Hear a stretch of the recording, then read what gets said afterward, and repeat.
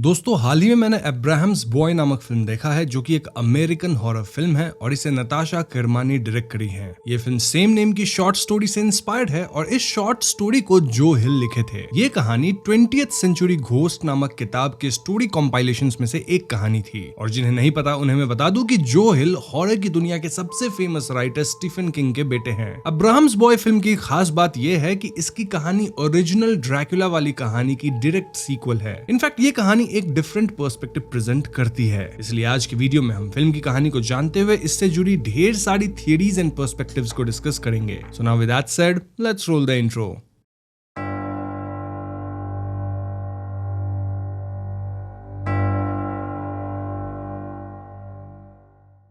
तो फिल्म की शुरुआत में हमें एक कोट दिखाया जाता है जो कि अब्राहम वैन हेल्सिंग के मेडिकल जर्नल से ली गई कोट है। इसमें उन्होंने लिखा था कि मैंने इन्फेक्टेड लोगों को देखा है कि कैसे वो अपने विक्टिम्स के खून पे फीड करते हैं। इससे विक्टिम्स भी इन्फेक्टेड हो जाते हैं और ये साइकिल कंटिन्यू रहती है। ऐसे में अगर इस साइकिल को रोका नहीं गया तो ये इन्फेक्टेड लोग पूरी दुनिया को इन्फेक्ट करके अपने जैसा बना देंगे। लोकल्स इस बीमारी को एक नाम दिए हैं विच इज वैम्पायरिज्म। अब जिन्हें नहीं पता कि अब्राहम वैन हेल्सिंग कौन है, उन्हें मैं बता दूं कि ओरिजिनल ड्रैकुला नोवेल में अब्राहम वैन हेल्सिंग ही कईयों के साथ मिलकर ड्रैकुला को समाप्त किए थे। मैंने अपने चैनल पे ड्रैकुला वाली ओरिजिनल बुक को एक्सप्लेन कर रखा है और उस वीडियो को मैं डिस्क्रिप्शन और पिन्ड कमेंट में लिंक कर दूंगा। स्टिल यहाँ भी मैं शॉर्ट में ड्रैकुला वाली कहानी बता देता हूँ ताकि आपको वीडियो के बीच में दूसरी वीडियो पे जाने की जरूरत ना पड़े। 1897 में पब्लिश हुई थी ब्रैम स्टोकर की ड्रैकुला और ये नोवेल शुरू होती है एक लॉयर जोनाथन हार्कर से जो ट्रांसिल्वेनिया जाता है काउंट ड्रैकुला के कासल में। शुरू में सब कुछ नॉर्मल लगता है पर धीरे धीरे जोनाथन को समझ आता है कि ड्रैकुला एक इंसान नहीं बल्कि एक वैम्पायर है। ड्रैकुला फिर अपना सफर करता है इंग्लैंड की तरफ जहां उसकी पहली शिकार बनती है लूसी। लूसी की हेल्थ बिगड़ती है और उसके दोस्त हेल्प के लिए बुलाते हैं डॉक्टर अब्राहम वैन हेल्सिंग को। तब रिवील होता है कि लूसी एक वैम्पायर बन चुकी है और उसे डिस्ट्रॉय किया जाता है उसके ही फियोंसे आर्थर होमवुड के हाथों। ड्रैकुला का नेक्स्ट टारगेट बनती है मीना जो कि जोनाथन की वाइफ थी। ड्रैकुला अपना खून उसके वेन्स में डालकर मीना को अपने कंट्रोल में कर लेता है लेकिन मीना खुद एक इंपॉर्टेंट लिंक बन जाती है, यानी कि हिप्नोसिस के जरिए वो ड्रैकुला के मूव्स ट्रेस करती है। आखिरी बैटल होती है ट्रांसिल्वेनिया के माउंटेन्स में। अब्राहम वैन हेल्सिंग और उनका ग्रुप ड्रैकुला का सामना करते हैं। एक ब्रूटल फाइट के बाद क्विंसी मॉरिस समाप्त होता है और फाइनली ड्रैकुला को डिस्ट्रॉय कर दिया जाता है। मीना बच जाती है और ग्रुप ड्रैकुला के कर्ज को खत्म कर देता है, या कम से कम वो सोचते हैं कि कर्ज खत्म हो गया है। तो अब्राहम्स बॉय की कहानी ड्रैकुला के समाप्त होने के 18 साल बाद की है, यानी ये कहानी 1915 में सेट है in the central valley of California. वैसे ये एक पॉसिबल मिस्टेक और फ्रीडम ऑफ चॉइस और लिबर्टी है फिल्म मेकर्स की, क्योंकि भले ड्रैकुला नोवेल 1897 में आई थी जहां से 18 साल बाद 1915 ही होता है, लेकिन ड्रैकुला वाले इवेंट्स एक्चुअली में डायरी नोट्स के रूप में थे जो कि 1890 के दौरान हुए थे और ड्रैकुला खुद नवंबर 1890 में समाप्त हुआ था। तो उसके समाप्त होने से 18 साल बाद ईयर आता है 1908 या फिर 1909 भी हो सकता है। तो हाँ, ये कंटिन्यूटी एरर हो सकती है या फिर एज आई से लिबर्टी फ्रॉम फिल्म मेकर्स। जो भी हो, इसे इग्नोर करके हम कहानी पे आते हैं। तो यहाँ हम एक औरत को अकेले चल के कहीं जाते हुए देखते हैं। ये लेडी काफी थक चुकी थी और कोई भी घुड़सवार उसे लिफ्ट भी नहीं दे रहा था टू द नियरेस्ट टाउन। थोड़ी देर में शाम हो जाती है और औरत को ऐसा लगता है मानो कोई उसके आसपास है। तभी एकदम से एक काले केप और वस्त्र पहना आदमी इस औरत पे हमला कर देता है और सीन यहीं कट होता है। इसके बाद हमें एक सेक्लूडेड सा घर दिखाया जाता है जहाँ अब्राहम वैन हेल्सिंग रह रहा है विद हिज फैमिली। ये जगह जनरल टाउन से काफी दूर है और इस जगह के आसपास कुछ नहीं है। अब्राहम की पत्नी और कोई नहीं बल्कि मीना है। जी हाँ, दिस इज शॉकिंग क्योंकि ओरिजिनल ड्रैकुला नोवेल के अंत में मीना जोनाथन हार्कर के साथ थी, लेकिन यहाँ वो अब्राहम की पत्नी है, यानी कि जोनाथन हार्कर अब इस दुनिया में नहीं है। जोनाथन के साथ क्या हुआ इस पे हम थोड़ा बहुत थ्योरी सेक्शन में चर्चा करेंगे। फॉर नाउ हम समझ पाते हैं कि मीना और अब्राहम के 2 बच्चे भी हैं, जहाँ बड़े वाले लड़के का नाम मैक्स है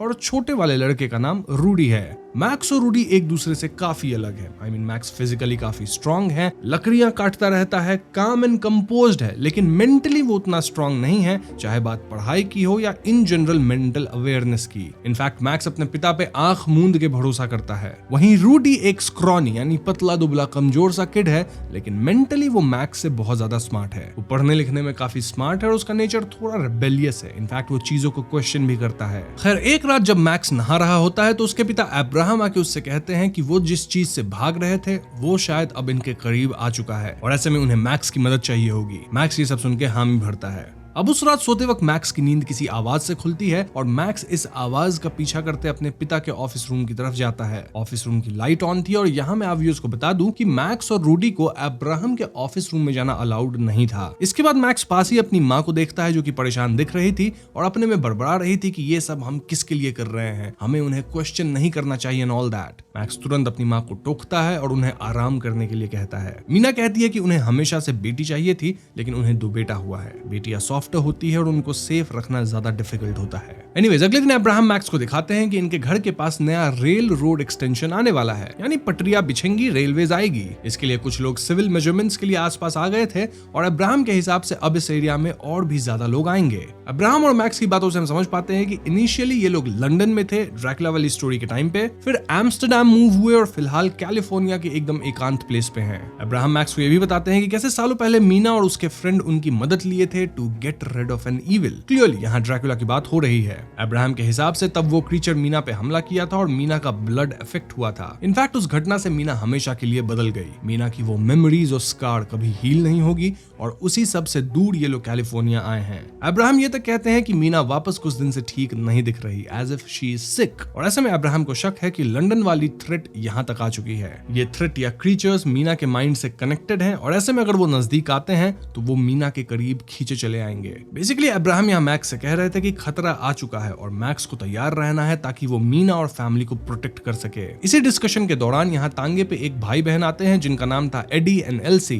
दरअसल ये दोनों पैसिफिक रेल रोड्स के सिविल सर्वेयर्स थे जो कि इस जगह को मैप करेंगे फॉर रेल रोड एक्सटेंशन। और इसी एक्टिविटी के दौरान एडी के ऊपर कुछ भारी गिर गया था जिससे वो चोटिल हो गया था। ऐसे में एल्सी अपने भाई को अब्राहम के घर लेके आई थी क्योंकि उसे पता चला कि आसपास अब्राहम रहते हैं जो कि एक डॉक्टर हैं। अब्राहम फौरन एडी को बांध में लिटाते हैं और वो डिड्यूस करते हैं कि उसके रिब्स टूट गए जिससे उसका लंग पंक्चर हुआ है और ऐसे में उसके सीने के अंदर प्रेशर बन रहा है। वो तुरंत एडी के सीने में कट लगा के उसकी प्रेशर रिलीज करते हैं, देन होल में पाइप लगा देते हैं ताकि प्रेशर वापस ना बने। देन वो एल्सी से एडी को पास वाले टाउन हॉस्पिटल ले जाने कहते हैं फॉर फर्दर ट्रीटमेंट। अब यहाँ एक अजीब बात ये थी कि अब्राहम एडी की एक फोटो भी ले लिए थे इन हिज कैमरा। नाउ आगे के सीन्स में हम देखते हैं कि मीना घर में ब्लड पुडिंग बनाती है जिसमें यूजुअली तो पिग्स ब्लड होता है, लेकिन यहाँ वो अब्राहम की खास एलिक्सर यूज की थी which was perfected over time. इसी दौरान इनके घर में एक बैट यानी चमगादड़ आ जाता है जिससे मीना बहुत डर जाती है। मैक्स तुरंत इस बैट को पकड़ के दफना देता है एज बैट खुद वॉल से टकरा के खत्म हो गया था। ना उस रात रूडी और मैक्स बात करते हैं जहां रूडी कहता है कि उसे घर में कुछ आवाजें आती है, लाइक कभी नॉकिंग की, स्क्रैचिंग की एंड ऑल दैट। रूडी का शक है कि कहीं उसके पापा द्वारा बताए गए क्रीचर्स इनके घर में तो नहीं आ गए हैं। ऑल द वैम्पायर्स बिना परमिशन के अंदर तो नहीं आ सकते। मैक्स इन बातों को इग्नोर करता है और रूडी को चुपचाप सोने को कहता है। अब अगली सुबह एल्जी इनके घर पे आती है और उसकी मुलाकात मीना से होती है। एल्जी बेसिकली यहाँ थैंक यू कहने और कुछ कुकीज देने आई थी, लेकिन यहाँ मीना थोड़ा सा अजीब बिहेव करती है। मीना एल्जी से पूछती है कि क्या तुम अकेली लड़की हो इन द कैंप। देन वो एल्जी को काइंड ऑफ ओवर कॉन्फिडेंट कहती है। देन उसका हाथ पकड़ के उसे नाइट के हंग्री क्रीचर से सावधान रहने कहती है। ना आगे हम मीना को फिर से थोड़ा ट्रांस में जाके अपनी पुरानी एक्सपीरियंस पे बात करते हुए सुनते हैं जहां वो ड्रैकुला की ठंडी सांस और उसके फिजिकल फीचर्स का जिक्र करती है। ये सब बातें मैक्स और रूडी को सुनने में अजीब लगती है। उस शाम रूडी मैक्स से कहता है कि उसे बाहर दूर में आवाजें सुनाई देती है, लेकिन मैक्स का कहना था कि वो कुछ नहीं सुना है। ये दोनों शाम होने पे घर के अंदर जाने लगते हैं कि तभी हम भी उसको दूर में एक अजीब मास्क्ड मैन दिखता है जो कि काले कपड़े में था। ना उस रात मैक्स को एक सपना आता है जहां वो अपनी माँ मीना को किसी वैम्पायर के पास देखता है। खैर धीरे धीरे ऐसा लगने लगता है मानो मीना की हालत बिगड़ने लगी है। इनफैक्ट एक दिन तो वो मैक्स के पास एकदम हड़बड़ी में ये कहते हुए आती है कि ये लोग इस जगह पे सुरक्षित नहीं है। मीना काफी कमजोर होकर गिर भी जाती है और ऐसे में अब्राहम मीना को कमरे में रेस्ट करवा के उसका ख्याल रखना शुरू करते हैं। अब्राहम मीना के थर्स्टी यानी कि प्यासा होने पे उसे ड्रॉपर से पानी दे रहे थे या समथिंग एल्स। इनफैक्ट वो मैक्स को मीना के करीब भी नहीं आने दे रहे थे। अब्राहम का कहना था कि मीना को किसी तरह की अनहोली इलनेस हो गई है और ऐसे में उन्हें ब्लड ट्रांसफ्यूजन करना होगा। अब्राहम मैक्स की थोड़ी खून कलेक्ट करते हैं और वो खून मीना को चढ़ाने लगते हैं। मीना इससे भड़क जाती है और कहने लगती है कि वो यहाँ आ गया, मैं उसे फील कर सकती हूँ, उसकी थॉट्स अपने दिमाग में फील कर रही हूँ और उसकी शैडो विंडो पे है। हालांकि जब मैक्स विंडो पे जाके बाहर देखता है तो वहाँ कोई भी नहीं था, ना कोई शैडो थी। ये नजारे मैक्स को बहुत कंफ्यूज कर रहे थे। वहीं रूडी तो अपनी किताबों की दुनिया में था। समय के साथ मीना बहुत बीमार हो चुकी थी, इतना कि अब खाना वगैरह मैक्स ही बना रहा था। अब्राहम दिन भर बाहर रहते थे और ऐसे में मैक्स और रूडी एक दिन बॉल से खेल रहे होते हैं। खेल खेल में रूडी खिड़की से अब्राहम के ऑफिस में घुस जाता है और उसके पीछे मैक्स भी जाता है। मैक्स गलती से कुछ फोटोज एंड ग्लासेस गिरा देता है, जिससे ऑफ कोर्स कांच टूट जाती है और मैक्स तुरंत रूडी को यहाँ से निकलने कहता है, क्योंकि इन दोनों का अब्राहम के ऑफिस में आना मना था। लेकिन रूडी तो रिबेलियस था और वो कमरे को एक्सप्लोर करना शुरू करता है। रूडी को यहाँ एक पर्दे के पीछे सीक्रेट डोर मिलता है जिसपे क्रॉस साइन था और ये डोर एक सीक्रेट बेसमेंट की तरफ खुलता था। ये लोग दरवाजे को खोलते हैं और इन्हें यहाँ इनिशियली कोई नहीं दिखता, लेकिन एकदम से एक औरत रेंगती हुई स्टेयर्स पे आती है और इनसे मदद मांगने लगती है। जी हाँ दोस्तों, यहाँ एक औरत बंद थी। इनफैक्ट ये वही औरत है जिसपे मूवी के पहले सीन में हमला हुआ था। मैक्स और रूडी से बहुत डर जाते हैं और तभी अब्राहम यहाँ आ जाते हैं। वो तुरंत एक लकड़ी से इस औरत पे हमला कर देते हैं और इस दृश्य को देख रूडी चिल्लाना शुरू करता है। देन अब्राहम जबरदस्ती मैक्स और रूडी को बेसमेंट में ये कहते हुए लाते हैं कि आज वो इन दोनों को सब कुछ सिखाएंगे अबाउट हिज लाइफ्स वर्क। आज तक वो इनसे ये सब छिपाते थे, लेकिन सच्चाई ये है कि हमारी दुनिया में अनडेड रहते हैं। यहाँ अनडेड मोस्टली वैम्पायर्स को कहा जा रहा है। अब्राहम आज तक 13 अनडेड को खत्म कर चुके हैं और वो लोगों को भी ट्रेन करते हैं टू डील विद अनडेड। वो मीना के फर्स्ट हस्बैंड जोनाथन हार्कर को भी ये कला सिखाए थे। अब्राहम के हिसाब से ये औरत भी एक अनडेड है जिसपे वैम्पायर फीड कर चुका है। अब्राहम इस औरत को यहाँ बेसमेंट में ऑब्जर्वेशन के लिए डाले थे टू सी कि ये कब कन्वर्ट होती है और अब्राहम का मानना है कि वाकई में वो चेंज हो रही थी। इस औरत को हमेशा के लिए खत्म करने के लिए इसके हार्ट के थ्रू स्टेक डालना होगा, जो काम करेगा मैक्स। मैक्स तुरंत स्टेक को हैमर लेके ये करता है, वहीं रूडी मैक्स को ऐसा करने के लिए रोक रहा था। मैक्स पूछता है कि औरत के फैंग्स यानी वैम्पायर वाले दांत होते हैं ना नुकीले, वो कहाँ हैं? जिसपे अब्राहम का कहना था कि वो वैम्पायर्स के मरते गायब हो जाते हैं। ना अब्राहम रूडी से इस औरत का सर अलग करने कहता है ताकि ये हमेशा के लिए खत्म हो जाए, वापस से ना उठ जाए। रूडी तुरंत मना करता है और ऐसे में अब्राहम उसे फोर्स करना शुरू करते हैं। इस अफरा तफरी में मैक्स अपने पिता को धक्का दे देता है और इससे गुस्सा होकर अब्राहम मैक्स को थप्पड़ मार देते हैं। मोस्ट प्रोबेबली अब्राहम मैक्स पे पहली बार हाथ उठाए थे और ऐसे में इस थप्पड़ के बाद अब्राहम और मैक्स बाहर पोर्च पे बैठ के बातें करते हैं, जहां मैक्स कहता है कि वो कभी भी यहाँ से भाग सकता था इनके हॉर्सेस को लेके, लेकिन वो ऐसा नहीं किया। ये सुन के अब्राहम वाज लाइक, तो चले जाओ, हम तुम्हारे बिना जी लेंगे। क्लियरली इससे मैक्स के इमोशंस हर्ट होते हैं। अगले सीन में हम मैक्स और अब्राहम को उस औरत के शरीर को दफनाते हुए देखते हैं। अब इस पॉइंट तक मैक्स कहीं ना कहीं अपने पिता के अगेंस्ट सोचने लगा था। वहीं रूडी तो हमेशा से ही अपने पिता की बातों को क्वेश्चन करता था। वहीं मीना की तबीयत बिगड़ती जा रही थी। इनफैक्ट वो अब्राहम से कहती है कि उसे वो रात याद है जब वो मीना के कमरे में आया था। तब मीना को ऐसा लगा कि अब्राहम उसे बचाया है, लेकिन मीना तो अब्राहम के गड्ढे में गिरती जा रही थी। ये कह के मीना अब्राहम से अपना मुंह मोड़ लेती है, विच वाज सरप्राइजिंग।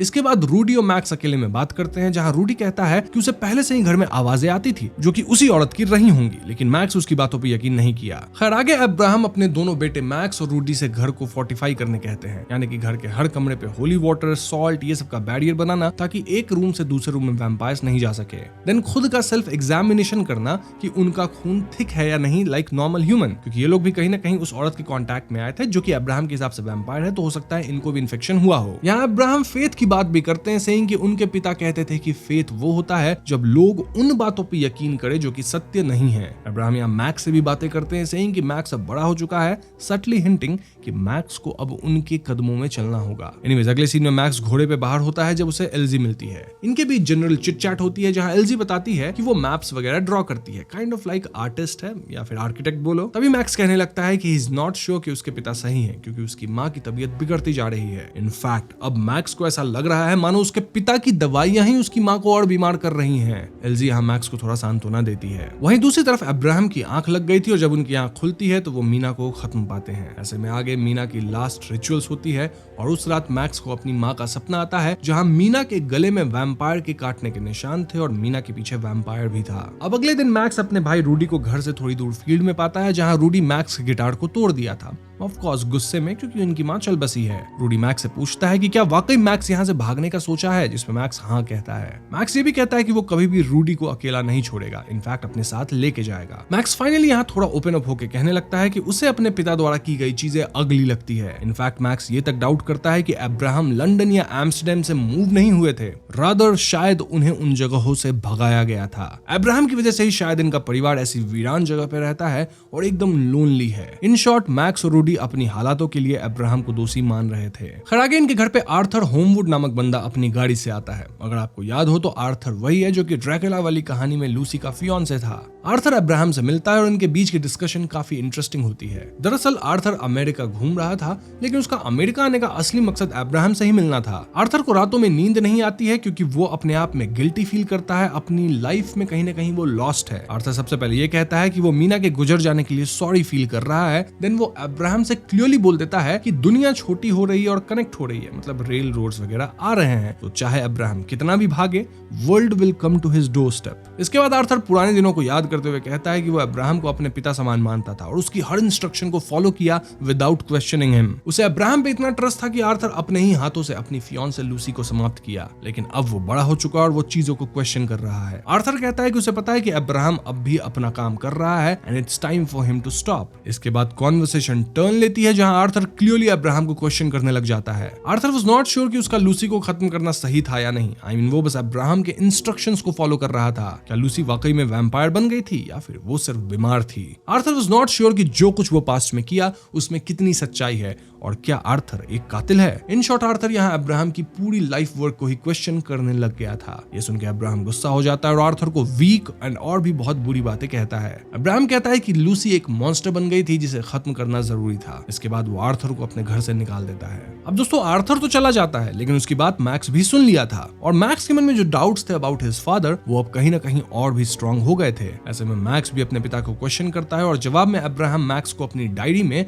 कुछ फोटोज दिखाते हैं। ये उन लोगों की तस्वीरें थी जो कि अब्राहम के हिसाब से अनडेड थे और उन्हें अब्राहम ने खत्म किया था। अब्राहम ये तक कहते हैं कि मैक्स खुद भी तो उस औरत को देखा जो कि क्लियरली अनडेड थी। देन वो घर के आसपास पेरीमीटर सेट करने की बात कहते हैं टू प्रोटेक्ट द फैमिली, लेकिन इस पॉइंट तक मैक्स के सब्र का बांध टूट चुका था। मैक्स क्लियरली कहता है कि वो उन्हें यानी अब्राहम को सपोर्ट नहीं करेगा, ना ही उनके साथ कहीं जाएगा। मैक्स कहता है कि उसकी माँ मीना अब्राहम की वजह से खत्म हुई क्योंकि अब्राहम मीना को दुनिया से दूर कर दिया, अकेला कर दिया और बीमारी को ट्रीट तक नहीं किया। अब्राहम अपने बच्चों तक को अकेला कर चुका है और इसलिए अब मैक्स उनकी बात नहीं मानने वाला था। ये सुन के अब्राहम काम होते हैं, मैक्स को ड्रिंक ऑफर करते हैं, लेकिन जैसे ही मैक्स ड्रिंक लेने जाता है वो उसकी हाथ में चाकू मार के उसे बेसमेंट में बंद कर देते हैं। देन वो रूडी को जबरदस्ती लेके घर से बाहर कहीं चले जाते हैं। वहीं मैक्स अपने घाव पे कपड़े डाल के किसी तरह बेसमेंट वाले दरवाजे को धक्का देके खोलता है। देन वो कुल्हाड़ी लेके अपने पिता के पीछे निकल जाता है। दूसरी तरफ हम एल्जी को अपने कैंप में देखते हैं जहां उसका कोवर्कर हेनरी भी था। हेनरी हल्का होने झाड़ियों में जाता है, लेकिन अगले ही क्षण वो पूरी तरह से इंजर्ड हालत में बाहर आता है। ये देख एल्सी डर जाती है और तभी अब्राहम अपने फुल गेटअप में निकलता है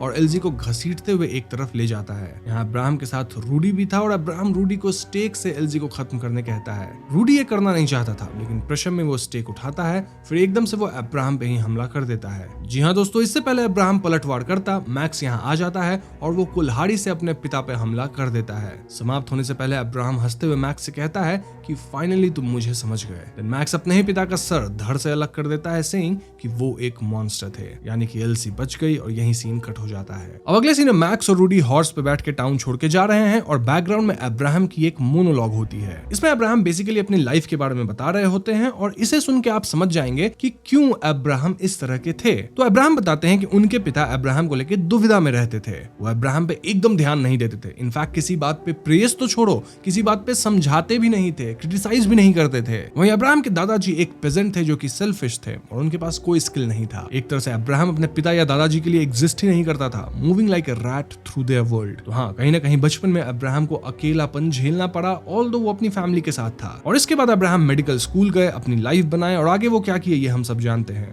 तो यही जो अकेलापन और प्रोटेक्टिवनेस था वो अब्राहम के अंदर आया और अपने हिसाब से वो अपने परिवार को बचा रहे थे और इसके लिए उन्हें बस अपने फैमिली का ट्रस्ट चाहिए था, जो कि ऑफ कोर्स उन्हें नहीं मिला, क्योंकि भले अपने हिसाब से वो अपने परिवार की रक्षा कर रहे थे, लेकिन रियलिटी में वो अपने परिवार का ही दम घोट रहे थे। यहीं पे फिल्म खत्म हो जाती है। तो दोस्तों ये थी अब्राहम्स बॉय की पूरी कहानी और इस फिल्म को लेके 3 पर्सपेक्टिव या थियरीज हो सकती हैं और इन तीनों पर्सपेक्टिव फिल्म को एक अलग ही मीनिंग देती है। इनमें सेकंड और थर्ड पर्सपेक्टिव काफी सिमिलर है लेकिन ज्यादा इंटरेस्टिंग है। फर्स्ट पर्सपेक्टिव उतना कुछ खास नहीं है, लेकिन हम तीनों पे डिटेल में बात करेंगे। सो फर्स्ट पर्सपेक्टिव में हम ये मान के चलेंगे कि ड्रैकुला रियल था और वैम्पायर्स अब भी एग्जिस्ट करते हैं। ऐसे में अब्राहम सही था क्योंकि वो अब भी अपना काम कर रहा था, यानी वैम्पायर्स को हंट कर रहा था। अब्राहम की बीवी मीना वैम्पायर के करीब आने से बीमार होकर समाप्त हो गई। अंत में अब्राहम के बच्चे उसकी बात नहीं माने क्योंकि वो वैम्पायर्स को कभी देखे नहीं थे और अब वो शहर की तरफ जा रहे हैं जहां वो वैम्पायर्स को शायद एनकाउंटर करेंगे। वेरी सिंपल पर्सपेक्टिव, लेकिन ये मेरे हिसाब से गलत है, एटलीस्ट मैं इसमें नहीं मानता। अब अगली पर्सपेक्टिव पर्सपेक्टिव ये है कि ड्रैकुला तो एग्जिस्ट करता था,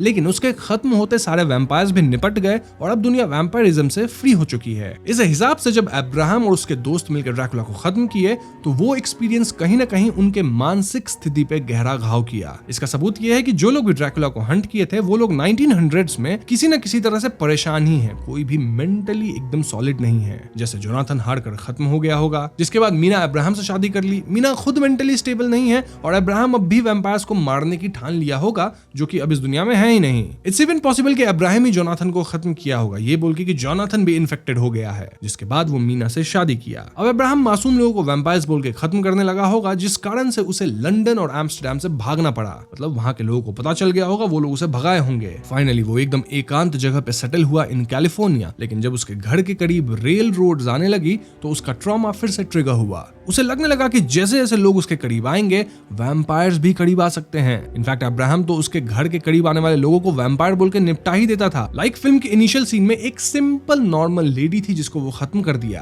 देन मीना के खत्म होने में भी डायरेक्टली या इनडायरेक्टली अब्राहम का ही हाथ होगा। सोच के देखो, मीना के बीमार होने पे वो उसे अस्पताल नहीं ले गया और घर पे ही ट्रीटमेंट देने लग गया, जिससे मीना खत्म हुई। या फिर इट्स इवन पॉसिबल कि वही मीना को ड्रग करने लगा होगा जिससे मीना खत्म हुई। बट हाँ, पूछ सकते हैं कि मीना को अब्राहम खुद ही क्यों ड्रग करेगा? वेल, क्योंकि शायद मीना उसे और उसके पागलपन को क्वेश्चन करने लग गई होगी। मीना क्लियरली कहती है कि मुझे लगा कि तुम मुझे बचाने आए हो, लेकिन तुम तो मुझे अपने गहरे गड्ढे में खींच लिए। इनिशियली जब मीना अब्राहम के साथ आई होगी तो उसे लगता होगा कि अब्राहम सही काम कर रहा है, लेकिन समय के साथ मीना समझ गई कि अब्राहम बस इनको पिंजरे में बांध के रखा है अपने पागलपन के कारण। इट वाज क्लियर कि अब्राहम मीना के मर्जी के बिना उसे सेक्लूड अकेला कर दिया था। ये उस सीन से भी क्लियर दिख जाता है जहां मीना एल्सी के कॉन्फिडेंस ऑफ फ्रीडम को लेकर अजीब बिहेव करती है, क्योंकि कहीं ना कहीं ये मीना के पास नहीं था। रेल रोड आने से ट्रिगर होकर अब्राहम वहां काम करने वाले लोगों को ही निपटाना चाहता है, लेकिन एंड में उसके बच्चे उसके अगेंस्ट गए। इन शॉर्ट, सेकंड पर्सपेक्टिव कहती है कि ड्रैकुला भले रियल था, लेकिन उसके खत्म होने के बाद दुनिया नॉर्मल हो गई, पर अब्राहम और बाकियों का ट्रॉमा उन्हें जीने नहीं दिया, चाहे वो जोनाथन हो, मीना, अब्राहम खुद या फिर इवन आर्थर।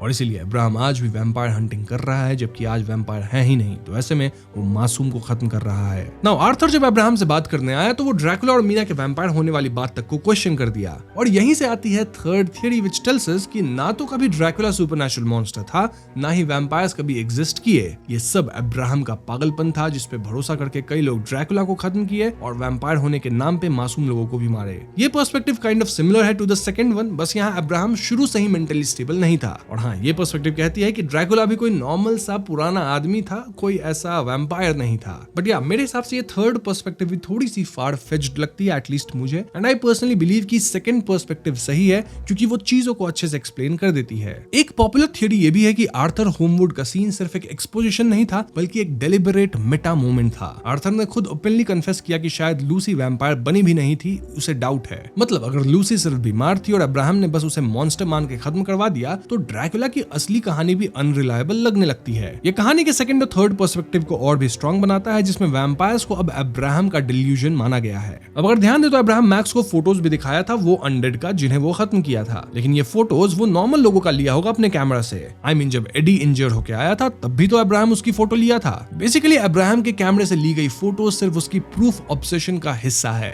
लेकिन इंटरेस्टिंग बात यह है कि उन फोटोज में कभी हमें एकदम क्लियर एविडेंस नहीं मिलता है कि वो लोग अनडेड थे। मोreover, जिस औरत को अब्राहम पकड़ लाया था उसके भी फैंग्स नहीं थे और वो सनलाइट में ओके थी। वैसे सनलाइट में ओरिजिनल ड्रैकुला को कुछ नहीं होता, बस पावर्स कम होते हैं। ये सनलाइट वाली बात लेटर एडिशन है इनटू द लोर, और इनिशियल ड्रैकुला नॉवेल्स में ये चीजें नहीं थी। बट जो भी हो, माय पॉइंट इज कि अब्राहम के फोटोज प्रूफ्स पुख्ते नहीं थे। एक और छोटी थियरी है मीना को लेके। कुछ लोग मानते हैं कि मीना की ब्लड पुडिंग सीन्स और उसका ड्रैकुला के मेमोरीज में फंसे रहना एक तरह का PTSD रिप्रेजेंटेशन था। मतलब मीना अब भी अपने पास्ट ट्रॉमा से उभर नहीं पाई थी। पर फिल्म में इसे सुपरनैचुरल टिंट भी दिया गया है, ऑल्दो एंड तक ये चीजें क्लियर हो जाती हैं। इनके अलावा कुछ और सवाल हमारे मन में रह जाते हैं, लाइक मीना एकदम से कैसे बीमार पड़ने लगी। लाइक आई सेड, जैसे ही मीना आजाद होने का सोची, अब्राहम उसे निपटाने की सोचने लगा। या फिर मीना जब खुद से बीमार हुई तो अब्राहम उसे अस्पताल नहीं ले गया, जिससे मीना नहीं बच सकी। एक सीन में मीना कहती है कि उसे बेटियां चाहिए थी। ऐसा इसलिए क्योंकि मीना को पता था कि कहीं ना कहीं उसके बेटे अपने बाप की तरह निकलेंगे। इनफैक्ट एंड में अब्राहम कहता भी है कि फाइनली तुम मुझे समझ गए। वो ऐसा इसलिए कहा क्योंकि मैक्स अब्राहम को मॉन्स्टर मान रहा था और अब्राहम का होल पॉइंट यही था कि दुनिया में मॉन्स्टर्स हैं। तो भले मैक्स उसे ही मॉन्स्टर माने, लेकिन इससे कहीं ना कहीं अब्राहम की टीचिंग मैक्स के अंदर रहेगी। इनफैक्ट अगर आप ध्यान दे तो मैक्स लास्ट में अपने पिता का सर अलग करता है, ठीक जैसे अब्राहम ने सिखाया था।